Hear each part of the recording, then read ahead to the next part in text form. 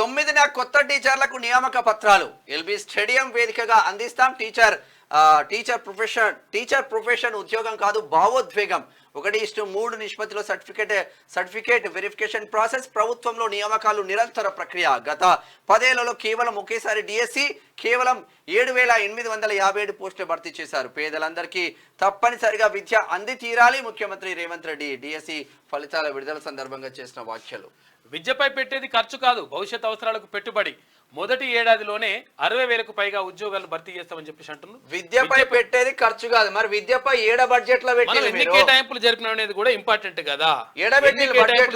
ఎంత శాతం జరిపినాము, బడ్జెట్ లో ఎంత శాతం మనం విద్య కోసం వైద్యం కోసం కేటాయించడం అనేది ఇంపార్టెంట్.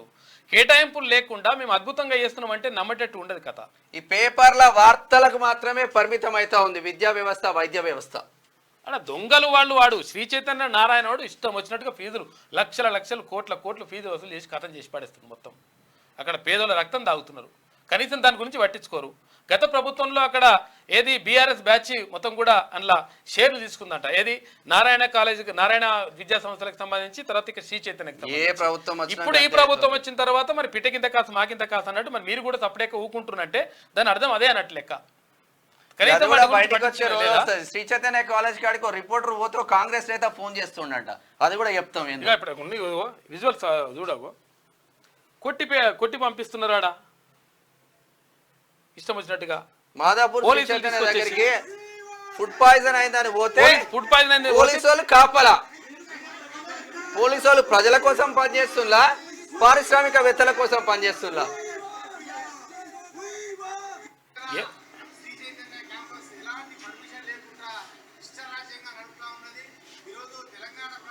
ఏడ కూడా పర్మిషన్లు ఉన్నాయి. ఇప్పుడు ఎక్కువ పర్మిషన్ తీసుకుంటాడు, 4 కాలేజీలు నడిపిస్తున్నాడు, 4 చోట్ల నడిపిస్తున్నాడు. హాస్టల్ పర్మిషన్ కూడా ఇచ్చినారా మీకు?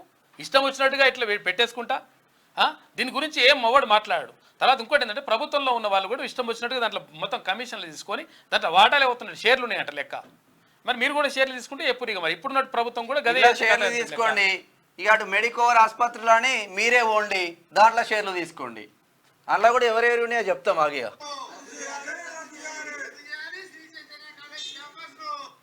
ఇగో పోలీసులు తీసుకుపోయి ఇట్లా తీసుకుపోయి వాళ్ళకు వస్తా వాళ్ళకి తరిగా విద్యా సంస్థలకు ఇలా పోయినో లేదో పోక ముందుకే ఇక్కడ ఫోన్లు వస్తాయి. ఫోన్ రాగానే మిగతా విషయాలకి ఎవరు ఏ విషయానికి పోలీసులు రారు కొంతమంది. ఇక ఇప్పుడు వాడు ఫోన్ చేయగానే ఇట్లా అట్లా పోయినో లేదో పోలీసులు వచ్చి వ్యాన్లు నిలబడి నెల ఎంత తీసుకుంటున్నారు మీకే తెలియాలి. ఇక కొంతమంది అయితే ఇదే శ్రీ చైతన్యాలు మీ బిడ్డనే ఫుడ్ పాయిజన్ అయితే అదే సిఐఓ, అదే ఎస్ఐఓ, అదే కానిస్టేబుల్ లో పోతారా మీరు? వాడి మీద చర్యలు తీసుకోరా? దాని మీద అడిగేది లేదా? ఇక